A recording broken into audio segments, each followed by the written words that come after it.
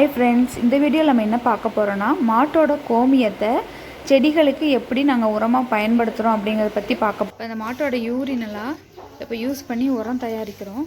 அந்த மாட்டோட யூரினெல்லாம் இந்த பைப் வழியாக போகுது. பைப் வழியாக வெளியே வந்து இங்கே வந்து சேவ் ஆகிடுது. இதை வந்து நாங்கள் எல்லா செடிக்கும் உரமாக பயன்படுத்துகிறோம். இது வந்து ஃபுல்லாக இது வந்து மாட்டோட யூரின் தான். இதுக்காகவே ஒரு தொட்டி மாதிரி பண்ணி அதில் ட்ரம் உள்ள செட் பண்ணி வச்சுருக்கோம். இது வந்து ஃபுல்லாகிறதுக்கு பார்த்திங்கன்னா ஒரு 2 months ஆகிடும். எப்படியும் ஒரு 2 மாதம் ஆகிடும். அப்போ தான் இது ஃபுல்லாகும். 2 மாதம் ஆகாதனால இந்த யூரினெல்லாம் வந்து கருப்பாயிடும். அப்படியே வந்து பயன்படுத்த முடியாது. இது கூட மிக்ஸ் பண்ணி தான் பயன்படுத்தணும். தண்ணியை கலந்து தான் பயன்படுத்தணும். இப்போ இதிலேருந்து பக்கெட்டில் எடுத்தாச்சு. இப்போ இது 1/2 பக்கெட் யூரினா 1/2 பக்கெட் தண்ணி ஊற்றி மிக்ஸ் பண்ணணும். இப்போ இதில் தண்ணி ஊற்றியாச்சு. இப்போ இது தென்னை மரத்துக்கு பயன்படுத்த போகிறோம். இப்போ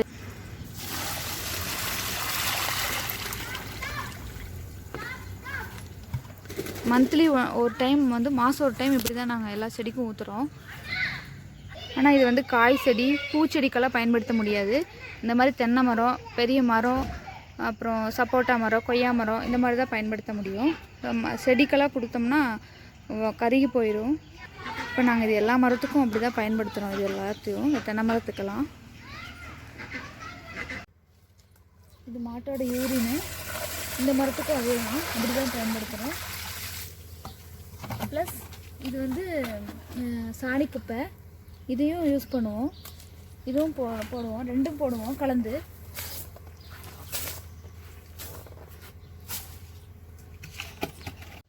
சாணி குப்பை இன்னும் மரத்தை சுற்றி கொட்டணும். இன்னும் 2 கூட கொட்டணும். ப்ளஸ் ஒரு பக்கெட்டு மாட்டோட யூரின். எல்லா தென்னை மரத்துக்கும் இதுதான் உரமாக பயன்படுத்துகிறோம். இந்த மரம் பார்த்திங்கன்னா இன்னும் காய் வரல. இந்த மரத்துலேயும் இன்னும் காய் வரல. இந்த மரத்தில் பார்த்திங்கன்னா ஃபுல்லாக காய் வந்துருச்சு. ஃபுல்லாக இருக்குது காய்.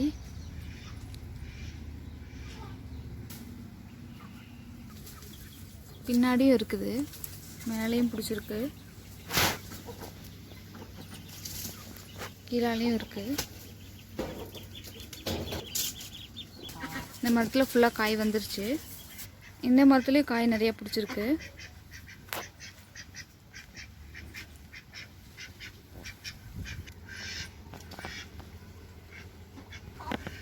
கீழாலேயே இருக்குது.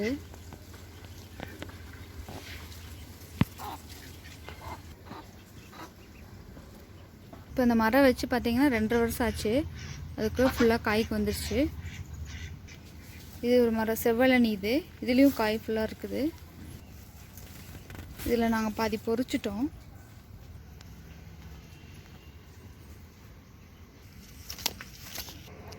இது அப்புறம் பார்த்திங்கன்னா இது சப்போட்டா மரம். இதுலேயும் நிறைய காய் இருக்குது. இதுக்கும் நாங்கள் அதை தான் பயன்படுத்துகிறோம். அதே உரம் தான் பயன்படுத்துகிறோம். தென்னை மரத்துக்கு எந்த உரம் பயன்படுத்துகிறோமோ அதே உரம் தான் இதுக்கும் பயன்படுத்துகிறோம். இதுலேயும் நிறைய காய் பிடிச்சிருக்கு. ஃபுல்லாக செடி பூரா காயாக தான் இருக்குது.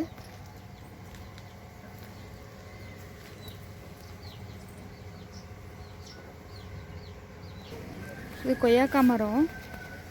இதுலேயும் பார்த்திங்கன்னா நிறைய காய் பிடிச்சிருக்குது. இதுக்கும் அதே உரம் தான் பயன்படுத்துகிறோம். இந்த காய் ரொம்ப டேஸ்ட்டாக இருக்கும்.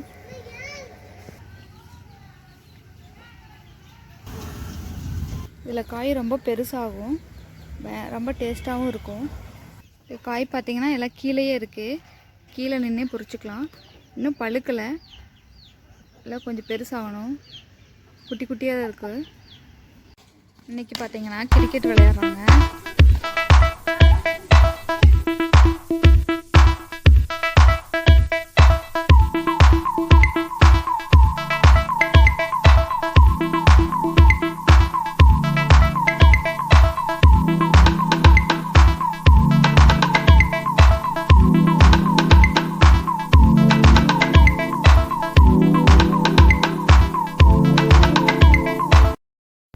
இந்த வீடியோ உங்களுக்கு பிடிச்சிருந்தா லைக் பண்ணுங்கள், ஷேர் பண்ணுங்கள், சப்ஸ்கிரைப் பண்ணுங்கள். தேங்க்யூ.